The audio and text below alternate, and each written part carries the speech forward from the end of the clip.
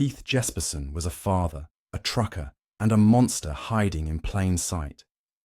For years, he crisscrossed the highways of America, smiling at rest stops, waving at strangers, and leaving behind a trail of bodies marked with a chilling symbol, a smiley face. What looked like an innocent drawing soon became the signature of one of the most elusive and calculating serial killers in modern history. Known as the Happy Face Killer, Jesperson's twisted double life would shock the nation and leave investigators unraveling a web of murders that stretched farther than anyone imagined. The first signs of horror emerged on a quiet morning in 1990, when a highway maintenance worker stumbled upon the body of a woman near a remote Oregon rest stop. She was found face down in the dirt, her clothing torn and her body beaten. It was a shocking discovery, but what chilled investigators the most was the image drawn nearby.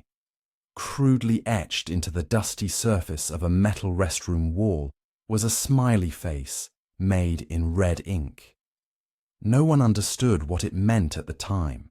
To most, it seemed like a disturbing coincidence, but it was only the beginning. In the weeks that followed, 2 more women were found dead in different states, California and Washington, under similar circumstances. All were strangled. All were found near highways, and in each case, a smiley face appeared somewhere at the scene. Whether scratched into the dirt or painted on nearby surfaces, the symbol became the killer's signature. The media gave the murderer a name, the Happy Face Killer. It was a nickname that felt sickeningly ironic. How could something so innocent represent something so brutal? Detectives began to realize they were dealing with a serial offender. The killer's method was consistent: strangulation, usually with the victim's own belongings, and disposal near long, empty roads. The victims were often women on the fringes of society, runaways, sex workers, or those living transient lifestyles. These women were easy to overlook, which the killer used to his advantage. He counted on the fact that their disappearances wouldn't raise alarm bells right away. The first real challenge for investigators was the lack of connection between victims. They came from different towns, different backgrounds, and there was no obvious link tying them together. Without surveillance footage or digital trails, tools that modern investigators rely on, detectives had to rely on witness statements, forensics, and intuition. The Happy Face Killer left no fingerprints, no DNA, no evidence to point in any specific direction. It was as if he vanished into thin air after each kill. What troubled authorities most was how deliberate the killer seemed. The smiley faces weren't a random act. They were left with care, always visible, always part of the message. It wasn't just a calling card. It was a taunt, a way of saying, "You can't catch me." And for a long time, it worked. The killer remained a ghost, slipping through police fingers again and again. Frustration grew, both inside law enforcement and among the families of the victims, who demanded answers and justice that never seemed to come. As the body count rose, so did public fear. Rumors spread, theories multiplied, and newspapers splashed sensational headlines across their pages. Everyone had an opinion, but no one had a name. The killer could be anyone: a trucker, a drifter, a local. People looked at each other with suspicion. No one felt safe. Yet the smile never changed. It was always there, watching, mocking, a simple symbol, hiding something unimaginably dark, and behind it, a man who had not finished killing, as the bodies continued to surface across different states, each marked by the same unsettling symbol. Law enforcement found themselves chasing a phantom. The killer moved silently, with no predictable pattern. One victim in California, the next in Wyoming, then Oregon. The crime scenes were spread so far apart that many local departments failed to connect them at first. It wasn't until FBI profilers stepped in that the pieces began to align, revealing the chilling trail of one man who seemed to be hunting without boundaries. He wasn't leaving behind evidence in the traditional sense. No hair, no fingerprints, no fibers. But he left something just as haunting. The red smiley face, that crude drawing, so childlike in appearance, became the only consistent clue. Despite its simplicity, it was a powerful psychological weapon. It grinned from rest stops, highway, walls, and discarded paper scraps like a twisted sign of victory. Investigators believed it wasn't just a signature, it was a message. This man wanted them to know he was out there and that he was always one step ahead. Despite the FBI's involvement, the case stalled. Profiles were built and behavioral patterns analyzed, but nothing led to a suspect. A few truckers were questioned, as some victims were found near routes heavily trafficked by long-haul drivers, but the interviews led nowhere. Meanwhile, more women vanished. Each disappearance hit harder than the last, not just because another life was lost, but because it confirmed that the killer was still in motion. The case took a strange turn when a woman named Laverne Pavlinak came forward in Oregon. She claimed that her boyfriend had murdered one of the victims, a woman whose body had been found years earlier. Laverne described the killing in detail, and her boyfriend, John Sosnovsky, was arrested and convicted. For a moment, it seemed like the nightmare was over. But soon after, an anonymous letter arrived at a newspaper office. In it, the writer claimed responsibility for the murder, and for several others. He included facts only the real killer would know. At the end of the letter, he drew a smiley face. That letter reignited the investigation. The wrong man had been convicted. The happy face killer was still out there, still watching. The fact that someone had taken credit for his crimes and been believed only seemed to fuel his ego. More letters followed, sent to journalists and police. In them, the killer shared his thoughts, boasted about his murders, and mocked law enforcement. He claimed to have killed more than a dozen women, and he described some of the scenes in terrifying detail. Each letter ended the same way. With a smiley face, the media jumped on the letters, publishing excerpts and running televised specials. Tips poured in, but none pointed to the right man. The killer seemed to enjoy the spectacle. He was in control of the story. The hunt continued, but with every passing month, the case grew colder. The happy-face killer had vanished again, slipping back into the shadows where no one could see, the evil smiling in the dark. Keith Hunter Jesperson had always appeared unremarkable. Standing over 6 feet tall with a broad frame and quiet demeanor, he was the kind of man people barely noticed, even when he was right in front of them. To friends and co-workers, he was polite, maybe a little withdrawn, but nothing about him suggested he was capable of cruelty.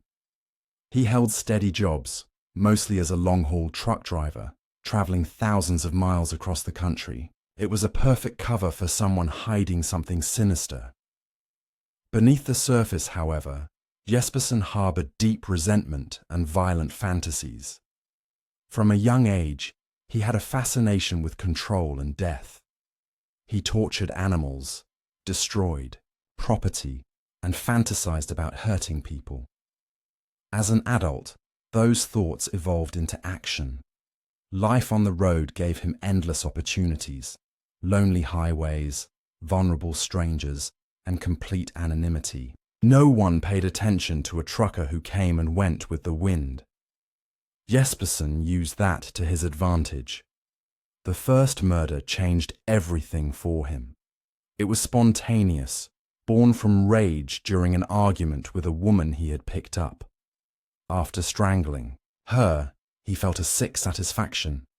But instead of fear or guilt, He felt power. The control he had long fantasized about had finally become real. He left her body near a road and continued on his way, as if nothing had happened. The police found the woman days later.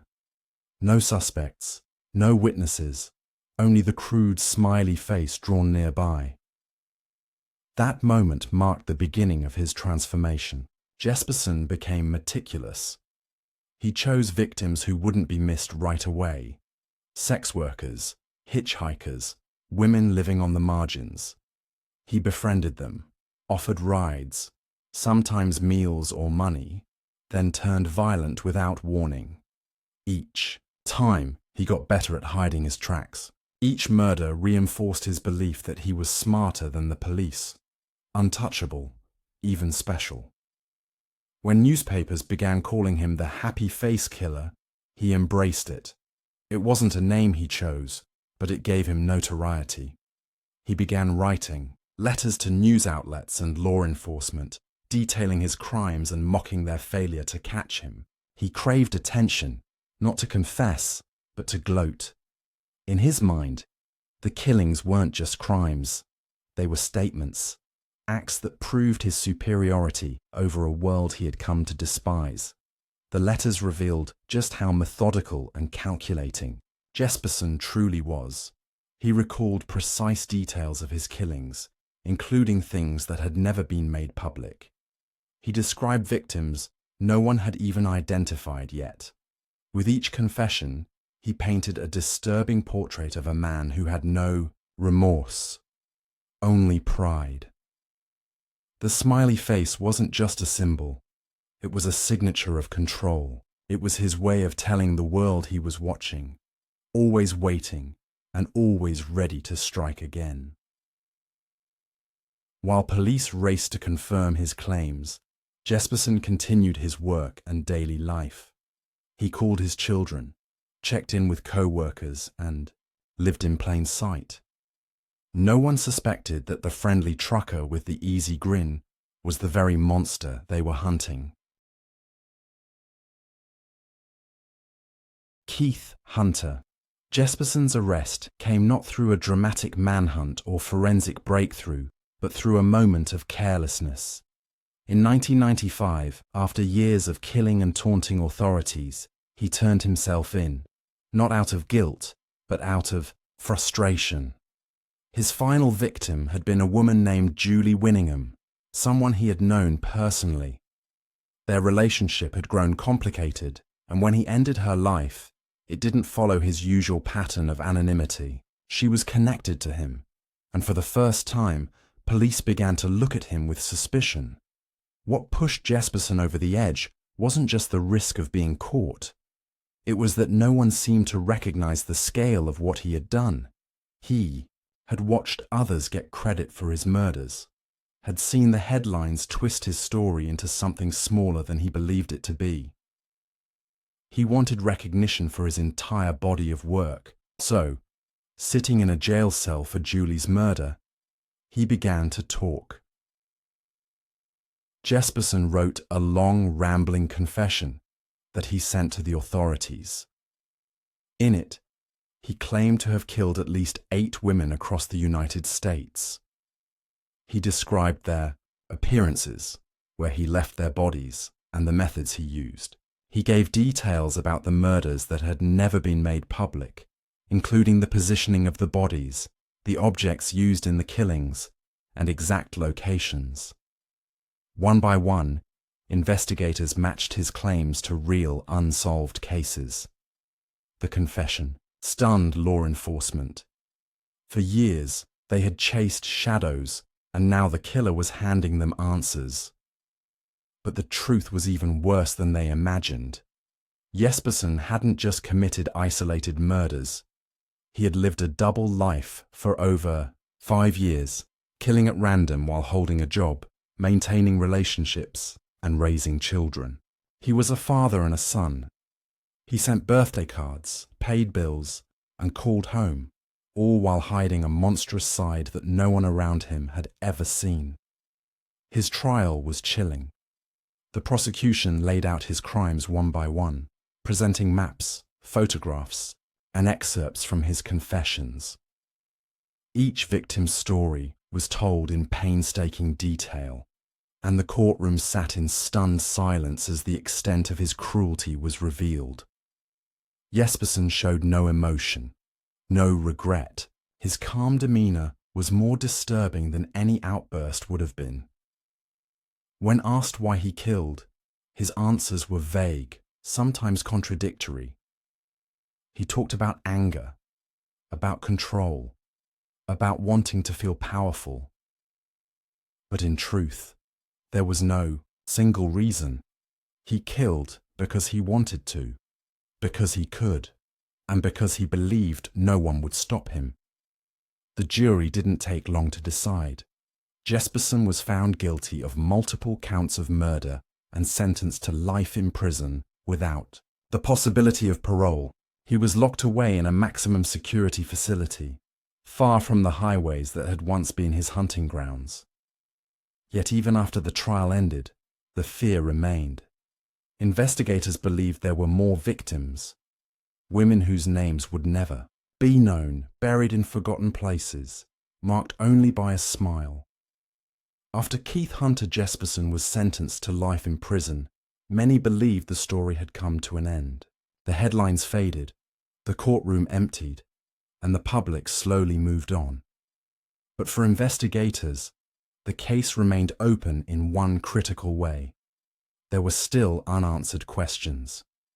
Jespersen had claimed responsibility for at least 8 murders, but authorities suspected the true number was higher.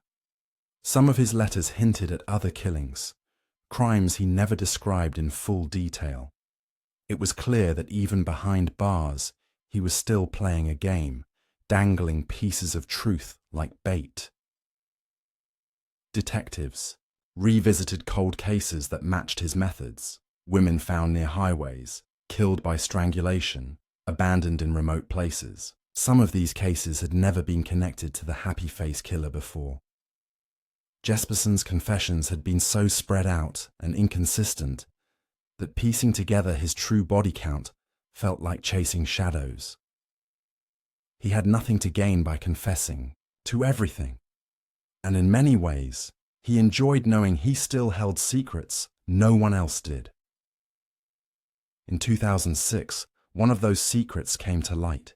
A body found in Florida over a decade earlier was finally identified using new DNA technology. The circumstances of her death matched Jespersen's methods, and after a lengthy investigation, evidence tied him to the crime. He eventually admitted to the killing. It was a grim reminder that the full story had never truly been told. Behind his cold expressions and calculated words was a man who had likely taken more lives than anyone could confirm. Even more disturbing was how easily Jespersen blended into ordinary life. Former co-workers and neighbors recalled him as quiet and dependable. He never raised suspicion, never gave any sign of the horror he carried with him. That duality, of a man who could murder without hesitation and then calmly eat dinner with his children, continues to haunt those who study his case. It forced people to reconsider the idea of what a killer looks like. Evil, in this case, wore the face of a father, a trucker, a neighbor. In prison, Jespersen maintained occasional correspondence with journalists and amateur investigators. Some saw these letters as attempts to relive his crimes or keep control of the narrative. He continued to talk about his murders in chilling, detached language, referring to his victims as if they were objects, not people. For him, the smiley face remained more than a symbol. It was part of his identity, a brand that kept his legacy alive even in silence. Years passed, but the fear Jespersen instilled never fully disappeared. Every time another body was discovered, near a highway, people wondered, was it him again? Did he kill more than he ever admitted? The truth may never be fully known. Some victims may remain nameless forever, buried in unmarked graves with no smiley face left behind. But one thing is certain, the shadow of the happy face killer still lingers. not just in the files and news archives, but in the terrifying knowledge that someone so monstrous once walked so quietly among us.